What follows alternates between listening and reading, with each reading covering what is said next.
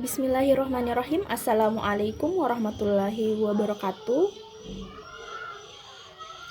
Apa kabar semuanya?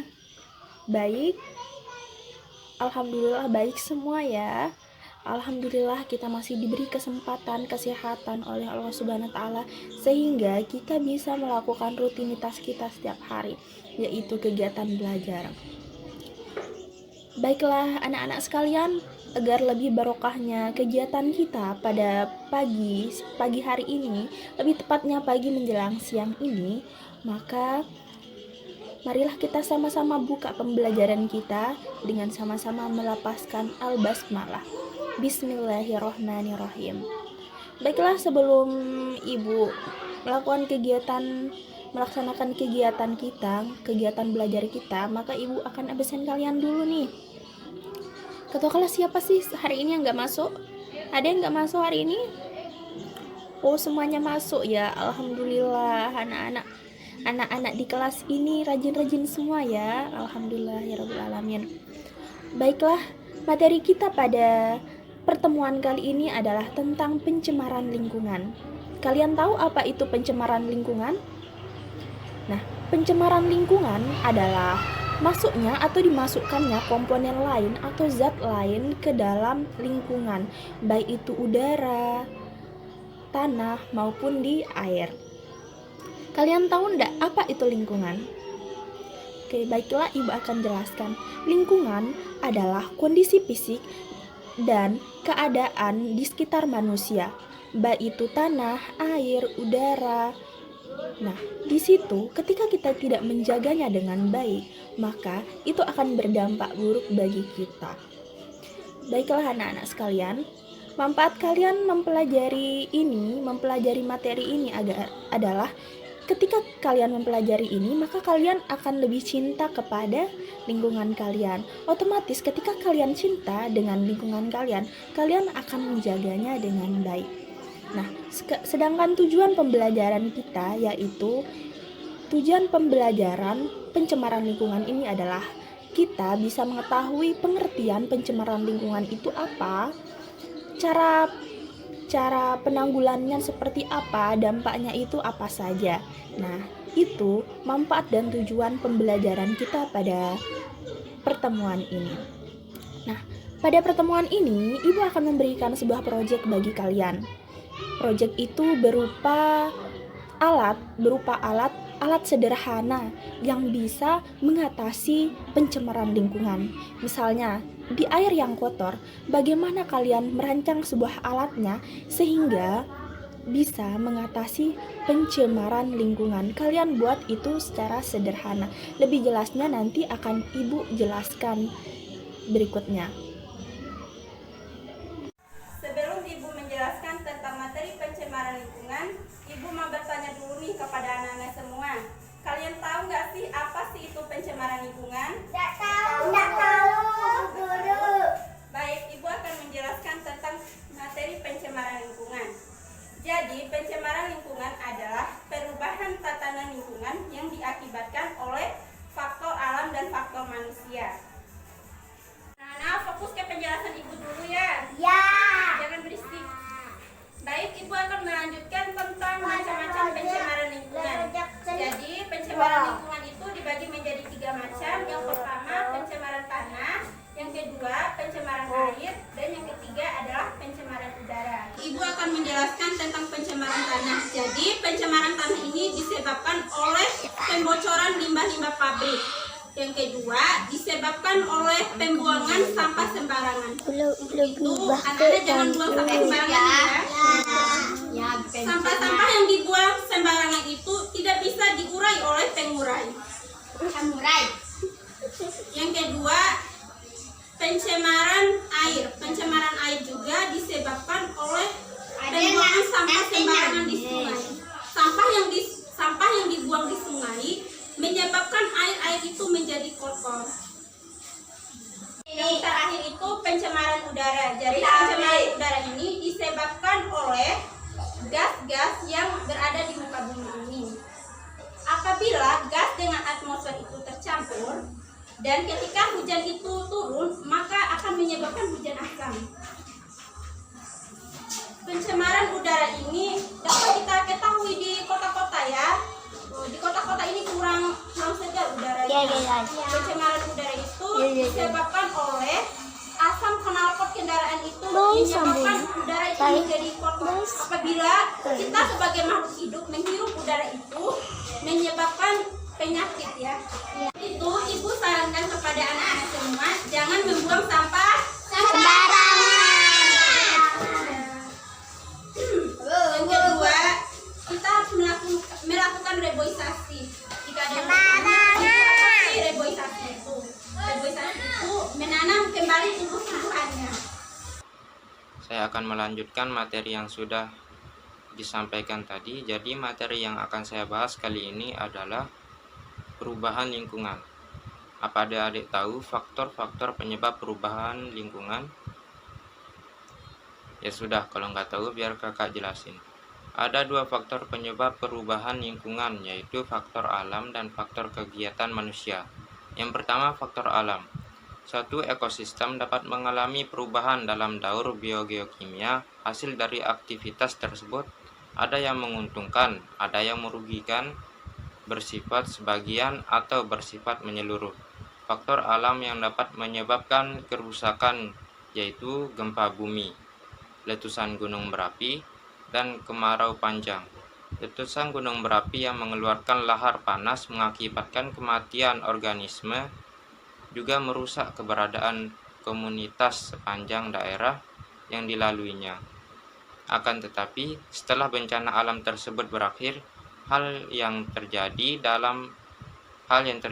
adalah pembentukan kembali komunitas seperti keadaan yang semula.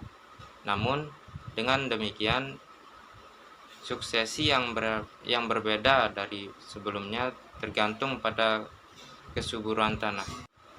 Yang kedua, faktor manusia. Perubahan lingkungan yang disebabkan oleh kegiatan manusia pada akhirnya akan berdampak pula pada alam. Contohnya, membuang limbah secara sembarangan, serta pengundulan hutan.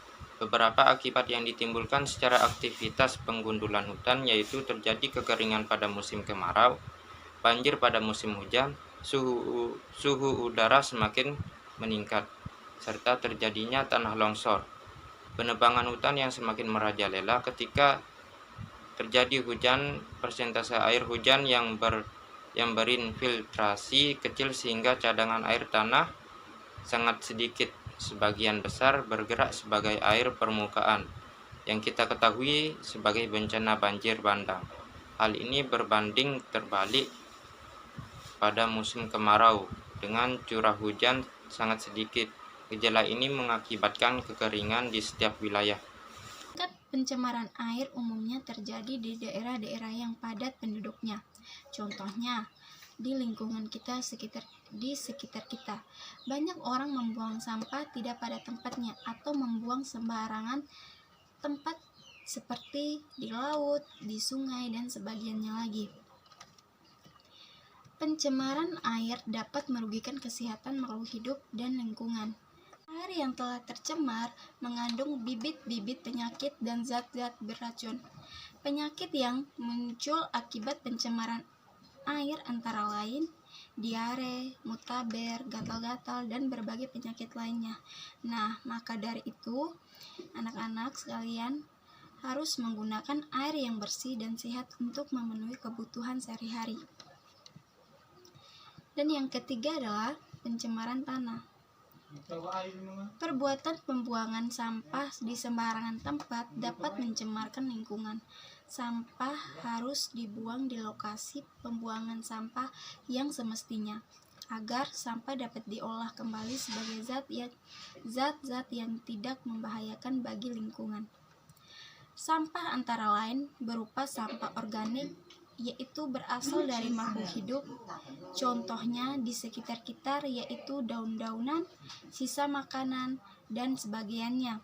Selain sampah organik, ada juga sampah non-anorganik.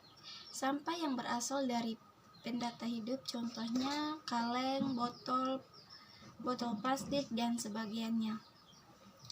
Yang keempat, pencemaran suara.